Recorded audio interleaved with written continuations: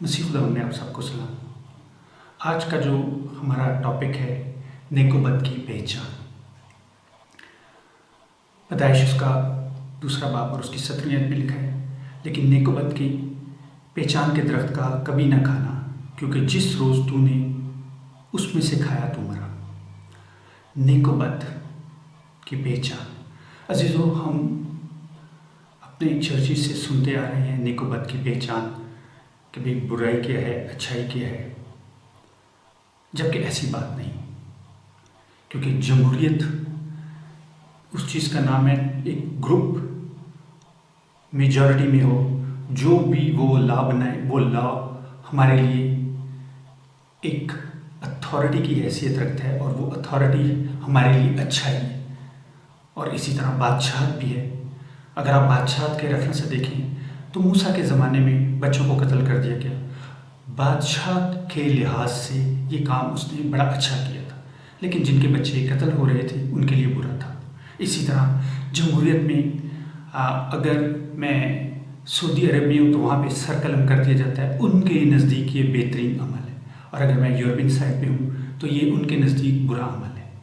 پاکستان میں ہوں تو یہاں پہ سزائے موت ہے، ان کے نزدیک یہ ایک اچھا عمل ہے۔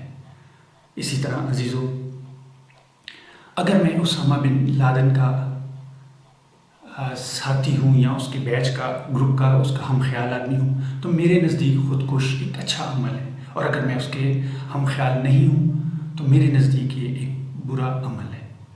تو اب میرے پاس ایک سٹینڈرڈ کیا ہے نیک و بد کا، کیونکہ ابلیس نے ہمیں اسی کام میں الجھا دیا کہ یہ اچھائی ہے، اگر میں اسامہ بن لادن کا ساتھی ہوں تو یہ اچھائی ہے خودکش، اور اگر میں ان کا ساتھی نہیں ہوں تو یہ برائی ہے۔ تو عزیزو، میرے پاس سٹینڈرڈ کیا ہے؟ آج ہم اس سٹینڈرڈ کو دیکھیں گے، کیونکہ ہم اس دھوکے میں رہ گئے کہ بھئی اچھائی اور برائی یہ جو دنیا میں یا تو جمہوریت کی صورت میں ہے، بادشاہت کی ڈکٹیٹرشپ کی صورت میں، یہ میرے نزدیک اچھائی اور برائی ہے، جبکہ ایسی بات نہیں۔ آج ہم بائبل کی روح سے دیکھیں گے کہ اچھائی اور برائی ہے کیا، اور اس کی پہچان ہے کیا۔ عزیزو، میرا نام نواز نتھینیل ہے، اور اگر آپ میرے چینل پر نئے ہیں تو کائنڈلی چینل کو سبسکرائب کریں اور بیل آئیکن کے بٹن کو بھی پریس کر دیجیے، تاکہ ہر نئی آنے والی ویڈیو کی نوٹیفیکیشن آپ کو مل سکے۔ عزیزو، خدا باپ اس کو برائی کی پہچان نہیں، اور نہ وہ برائی کو جانتا ہے۔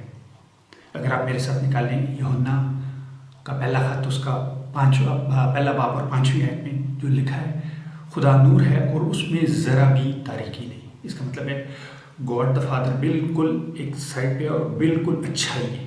اور اسی قسم کی بات یعقوب اس کا پہلا اور اس کی 7ویں آیت میں کہتا ہے، ہر اچھی بخشش اور ہر کامل انعام اوپر سے آتا ہے اور نوروں کے باپ کی طرف سے ملتا ہے۔ نوروں کا باپ، اچھی چیز، یہ خدا باپ کی کوالٹی ہے۔ ابلیس اچھائی کو نہیں جانتا، اس میں صرف اور صرف بدی ہے، وہ نیکی کو نہیں پہچانتا۔ میرے ساتھ اگر آپ نکالیں افسیوں اس کا 6 باب اور 12ویں آیت، اس میں کچھ یوں لکھا ہے، تاریکی کے حاکم اور شرارت کی ان روحانی فوجوں سے جو آسمانی مقاموں پر ہیں۔ تاریکی کا حاکم ہے اور شرارت کا فوجی۔ اور خدا یسوع مسیح یوحنا کی انجیل اس کے 8ویں باب کی 44ویں آیت میں کچھ یوں فرما رہا ہے، وہ شروع ہی سے خونی ہے، برائی، اور سچائی پر قائم نہیں، سچائی پر قائم نہیں، کیونکہ اس میں سچائی ہے نہیں۔ جب وہ جھوٹ بولتا ہے تو اپنی ہی سے کہتا ہے۔ عزیزو، بلکہ میں اس کو تھوڑا سا اور بھی پڑھ دیتا ہوں، کیونکہ وہ جھوٹا ہے بلکہ جھوٹ کا باپ۔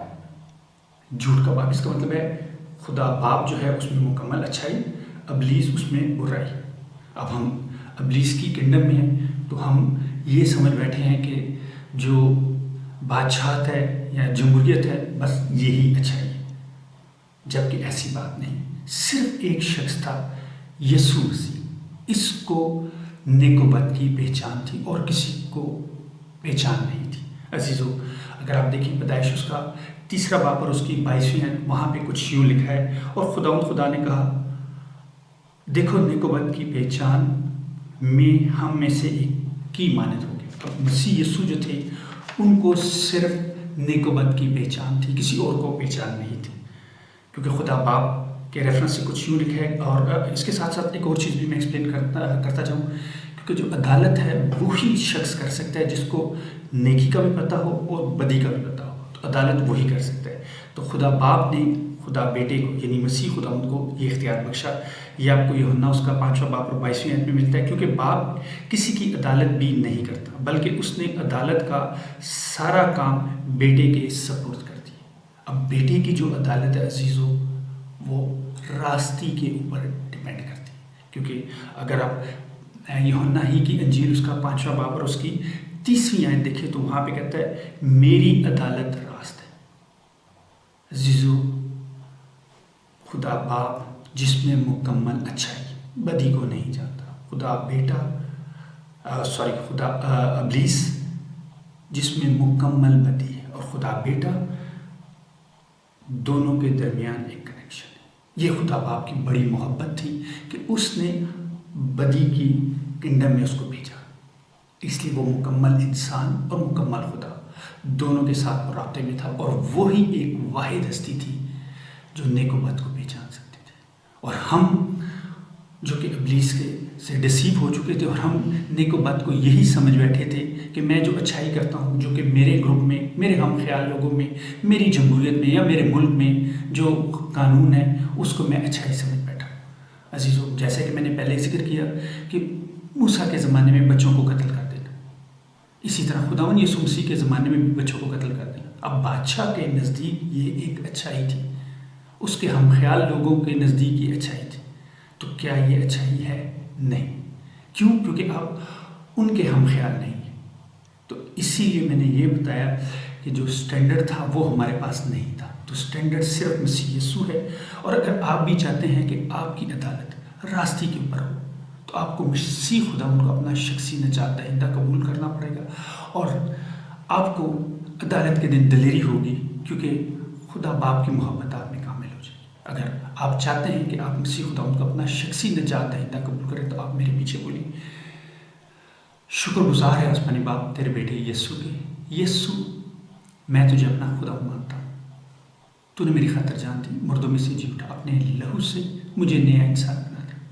باپ اپنا پاک کو مجھ میں کثرت سے بھر دے، تاکہ روز بروز تجھ میں بڑھتا جاؤں، مسیح یسوع کے نام سے آمین۔ عزیزو، اگر آپ نے میرے پیچھے یہ دعا بولی ہے تو بائبل کی روح کے مطابق اب آپ کو عدالت کے دن ڈرنے کی ضرورت نہیں، کیونکہ پہلا یوحنا اس کا 4واں باب اور 7ویں آیت میں کچھ یوں لکھا ہے، محبت ہم میں کامل ہو گئی ہے تاکہ ہمیں عدالت کے دن دلیری ہو، کیونکہ جیسا وہ ہے ویسے ہی دنیا میں ہم، کیونکہ ہم مسیح یسوع کی امانت ہو گئی، اور اب ہماری عدالت ہے۔ خداوند آپ کو بہت برکت دے۔